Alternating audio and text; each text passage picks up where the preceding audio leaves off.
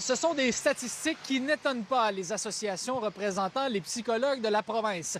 Dans des chiffres du ministère de la Santé et des Services sociaux obtenus par Radio-Canada grâce à une demande d'accès à l'information, on apprend que depuis plusieurs années, environ 40 des psychologues dans le secteur public quittent alors qu'ils en sont à leurs 5 premières années de pratique.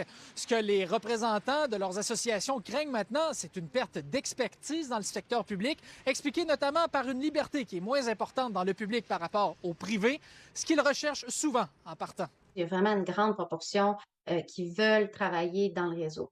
Mais toutes les limitations, qui sont vécues au niveau de l'autonomie professionnelle, par exemple, la limite du nombre de rencontres, essayer de limiter les soins qu'on peut donner, aux gens finalement, bien ça fait que beaucoup quittent. Ce qui est craint également, c'est l'embauche de plus en plus importante d'agents de relations humaines, des personnes qui peuvent intervenir à plusieurs niveaux, que ce soit d'ordre personnel, familial ou encore social.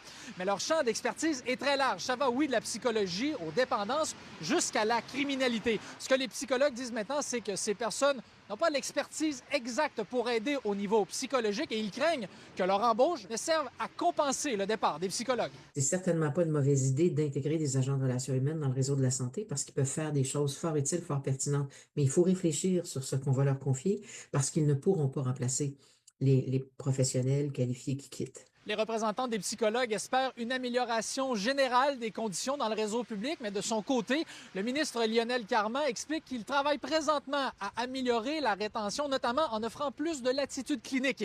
Il rappelle également que dans la dernière négociation, les psychologues ont eu une hausse salariale de 10 et qu'en septembre de cette année, il y avait eu une hausse du nombre de psychologues dans le public, une première depuis leur arrivée au pouvoir en 2018.